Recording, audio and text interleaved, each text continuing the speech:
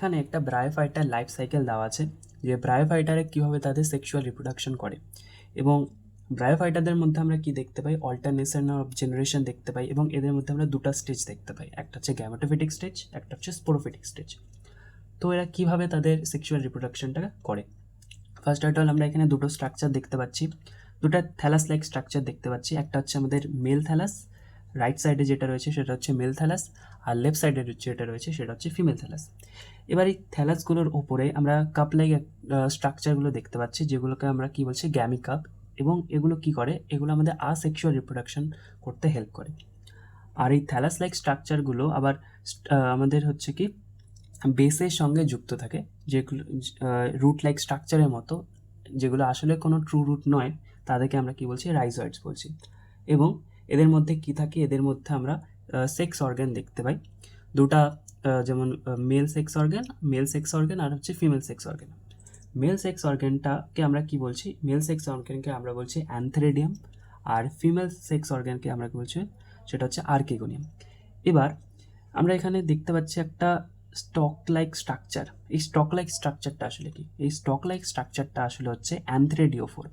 অ্যানথ্রেডিওফোর কি, অ্যানথ্রেডিওফোর হচ্ছে এমন একটা স্ট্রাকচার যেটা হচ্ছে আমাদের যে মেল সেক্স অর্গানটা রয়েছে, যেটা হচ্ছে আমাদের অ্যানথ্রেডিয়াম, সেটাকে কি করে, সেটাকে হোল্ড করে রাখে স্টেমের মতো। এবং এই অ্যানথ্রেডিয়ামকে কিন্তু সে হচ্ছে হোল্ড করে রাখছে।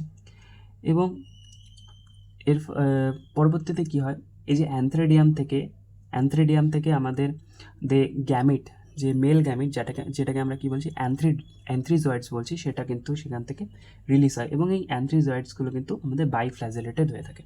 সেকেন্ড কেসে কি দেখতে পাচ্ছি, আমরা যদি ফিমেলের দিকে আসি, ফিমেলের ক্ষেত্রে কি হচ্ছে, যে আর্কিগোনিয়ামটা রয়েছে না, আর্কিগোনিয়াম থেকে আমাদের কি রিলিজ হচ্ছে, আর্কিগোনিয়াম থেকে আমাদের ফিমেল গ্যামিট রিলিজ হচ্ছে, যেটাকে আমরা কি বলছি, এগ।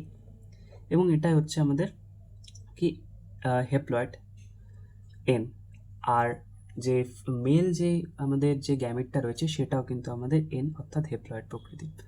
নেক্সট কি হয়, এই যে ফিমেল গ্যামেটটা রয়েছে, ফিমেল গ্যামেটটা কিন্তু আমাদের আর্কিগোনিয়ামের মধ্যেই থাকে, আর্কিগোনিয়াম থেকে রিলিজ হয় না। এরপরে কি হয়, যে মেল গ্যামেটটা যেটা হচ্ছে আমাদের রিলিজ হয়েছে, সেই রিলিজ মেল গ্যামেটটা কি করে, জলের মাধ্যমে, ওয়াটারের মাধ্যমে এসে এই এগের মধ্যে ফিউজ হয়। এবং এগের মধ্যে ফিউজ হয়ে এরা কি করে, জাইগোট ফর্ম করে, যেটা হচ্ছে আমাদের 2n প্রকৃতির হয়। এবং জাইগোট এবার সরাসরি কিন্তু সে কিন্তু ডিভাইড হয় না, ডিভাইড হয়ে অনেক সেল উৎপন্ন করে না, সে একটা স্পেশাল স্ট্রাকচার গঠন করে, যেটাকে আমরা কি বলছি, স্পোরোফাইট। এই জাইগোটটা কি করে, ধীরে ধীরে নিজের সেলগুলোকে বাড়িয়ে কি একটা স্ট্রাকচার গঠন করে, যেটা হচ্ছে স্পোরোফাইট। এবং এই স্ট্রাকচার আমরা স্পোরোফাইট কেন বলছি, কারণ এই স্পোরোফাইট স্ট্রাকচার থেকে আমাদের স্পোর্সটা উৎপন্ন হবে।